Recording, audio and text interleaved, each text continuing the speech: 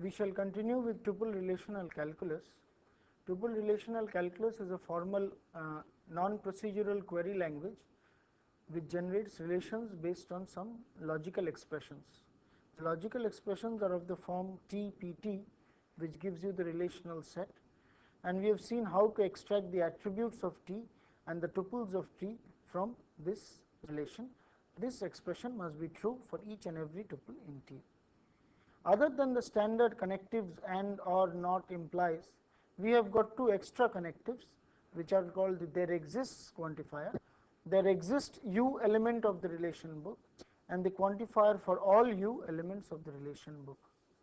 We have seen in details previously the use of the there exists relationship. Now we will see the use of the for all relationship.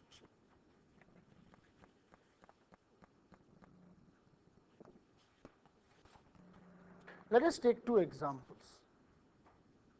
The first example is T for all U element of book, T title is equal to U title. Now what does this mean? For every tuple in T, this relation must hold. For each and every tuple in T, this relation must hold. Firstly, T has got only one attribute, title.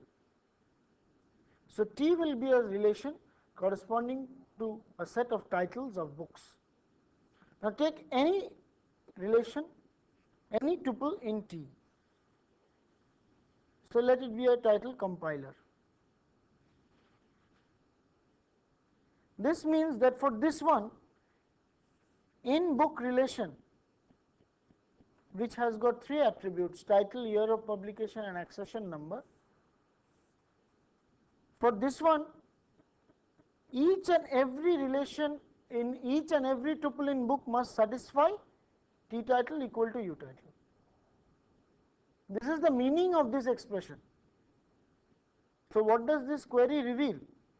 This query will give you a title provided in this one there is only a set of books which is only compiler. And this query can return only one name. It cannot return more than one names, because if it returns more than one names, there must be more than one names here, which will violate this relationship anyway. So this query means that T for all U element of book, there can be only one book. So this returns the name of the book provided there is only one book in the library, not one book, at least one title in the library. There may be 5 books with the same title with different years of publication and accession numbers, but the title must be only one. That is the meaning of this. The for all query is not effective actually this way. This is not a common query. A common query is whenever for all is used, the implies relation usually comes into the picture. What does this say? This says T, and I am interested only in title. For all U element of book, if T title is equal to U title, then year of publication of U must be 1991. That is, now you can have many titles in the desired resultant relationship. Now suppose compiler is there. Here if a book is there design, which has got title design, it trivially satisfies the implies relation. The implies relation A implies B is satisfied, is equivalent to not A or B.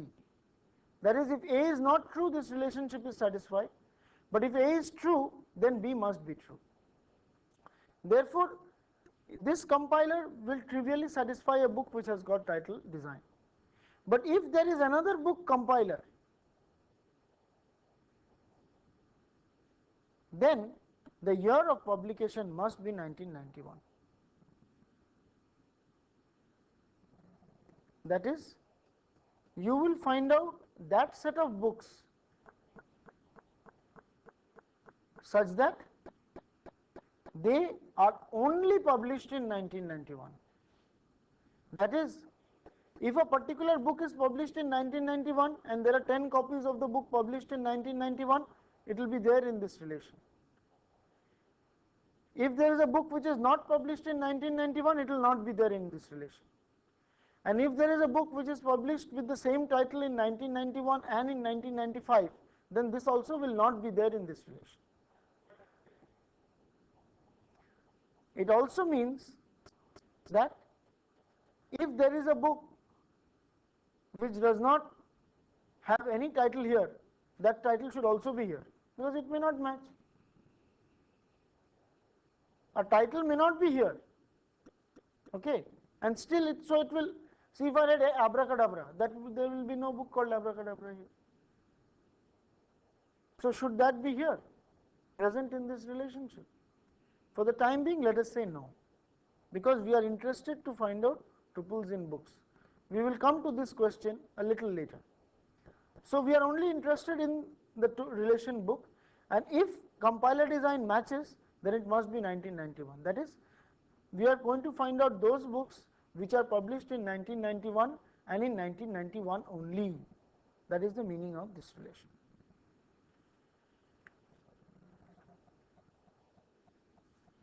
We will use that idea to solve this particular problem using the contains relation. T for all S element of user, find the names and suppliers who have supplied titles corresponding to all books issued by Vijay. This is not all accession numbers, all titles.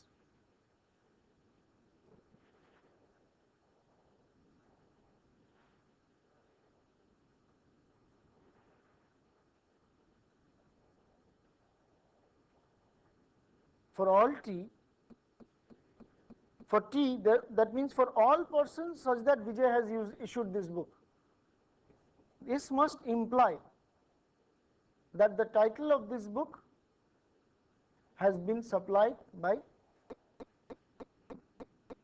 this supplier, the supplier whose name will be given here.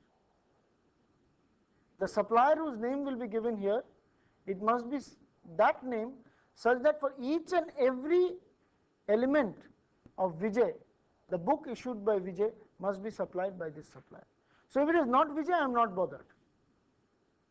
But if it is Vijay, then there must exist P element of borrow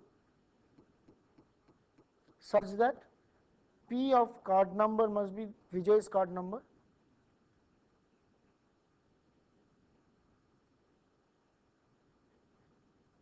and there must exist Q element of book such that Q accession number must be same as that in borrow,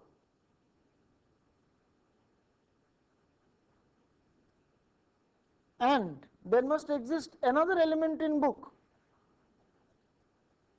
which has got the same title.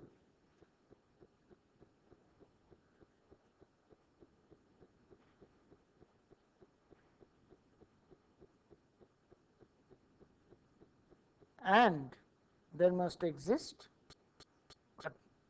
M element of supplier relationship such that the accession number of this new book, which has got the same title as the book issued by Vijay, must be equal to M accession number, and finally T of supplier name must be equal to M of supplier, and all the brackets and whatever. I want, in this tuple I will have only supplier name, and for this supplier name what must be true? I must see that for every S element of user, if it is not Vijay, I am least bothered. But if it is Vijay, then the card number of Vijay must match in the borrow relation. That is, Vijay must have issued some book. If Vijay has issued no book, it's trivially true. If Vijay has issued no book, I am not bothered. I don't want any answer to this relation. But if Vijay has issued a book, then the accession number of the book will be obtained by this, and I want the title of the book, and for this title the supplier which I want must have supplied this title.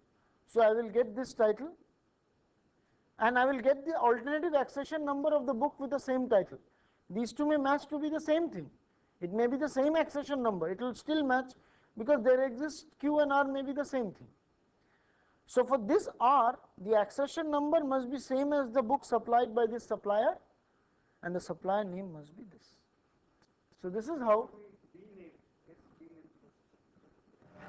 I am sorry, this is B name. This is B name, this is not S name. This is B name. And this is S name. So this is how we get the contains or the divides by relationship.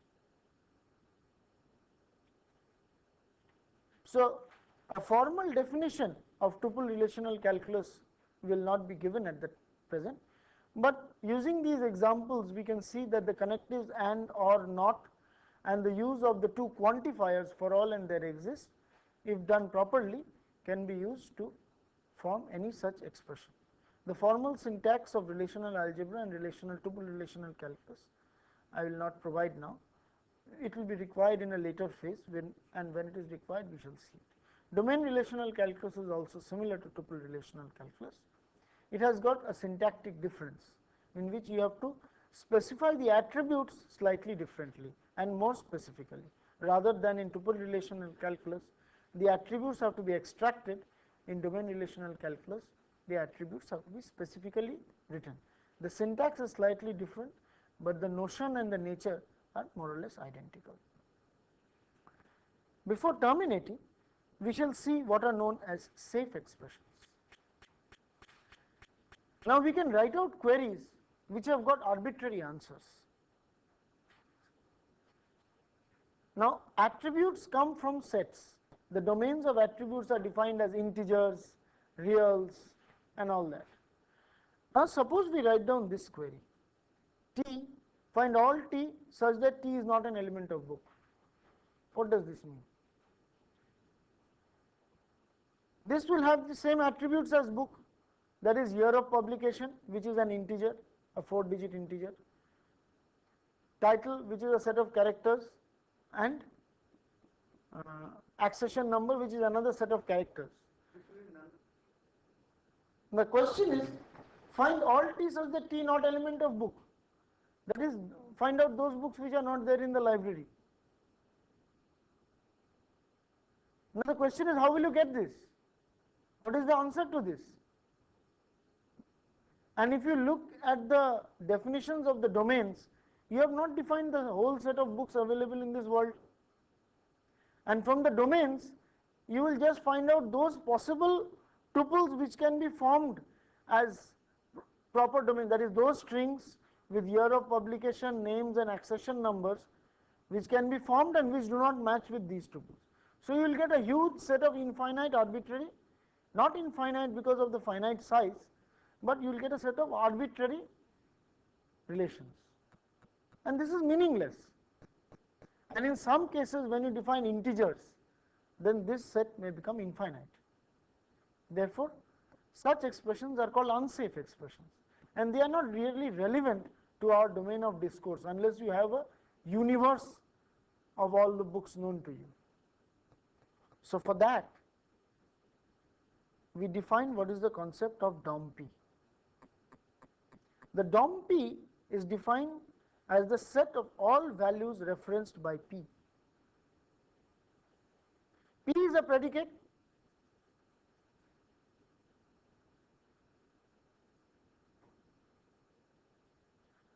Now, this predicate, let us see the examples of DOM P.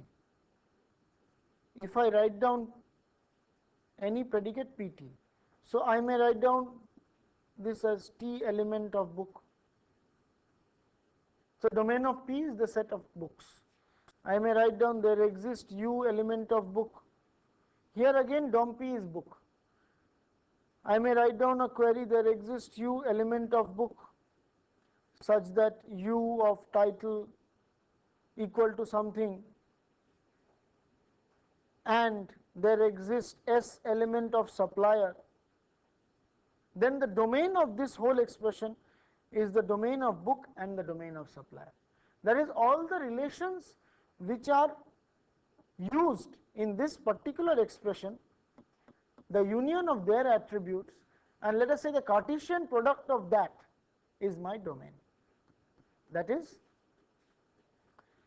in the predicate P, I will use a set of relations, and I may use the relation 5 times. The Cartesian product of all the relations which I use is called the domain of P. If I use it 2 times, then twice. That gives me my domain of that particular relation. The expression TPT now is said to be safe if all values that appear in the result are values from domain of P. Okay. This is not safe because the results which appear here are not from book. If you really want to have the relevant things, then you will not get those which are from book. So you have to define the set of universal books and say that T such that T is an element of all books, some all books relation must be there, and T is not there in the book relation which is there in the library. Then you will get something which is safe, because now you will have the 2 possible domains, books and all books, and the tuples that you will get will be part of the all books or books combination. So in that case it will be safe. So an expression is said to be safe if all values that appear in the result are values from DOM P. In this particular case, if we start including those books, if the name is not Vijay, then anything can be there, then all names can be there, even those who are not users of the library. But if we restrict it to safe expressions, then we will get only corresponding to Vijay. So we may say that tuple relational calculus may be restricted to safe expressions, may not be restricted to safe expressions. Okay, there are 2 types of categories which we can provide here, and there is an interesting theorem which relates tuple relational calculus expressions with relational algebra. Tuple relational calculus restricted to safe expressions is equivalent to relational algebra in expressive power. This means that any safe tuple relational calculus expression can be written in relational algebra. It also means that any relational algebra expression can be written as a safe tuple calculus relational expression. This is true even for domain relational calculus. There again safe expressions are equivalent to relational algebra in expressive power. We will not do the proof of this, but the proof of this, the outline of the proof of this is like this.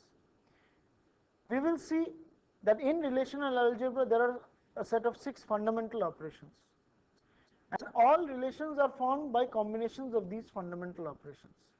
If we show that corresponding to each fundamental operation, if R1 is a relation formed out by some relational algebra, R2 is another expression formed out of relational algebra, and we combine them by the fundamental operations, then for each of these fundamental operations we produce a tuple relational calculus expression, then we will show that for every relational algebra, and if the tuple relational calculus expression is safe, then for every expression in relational algebra we have an inductive proof that there is a safe tuple calculus relational expression.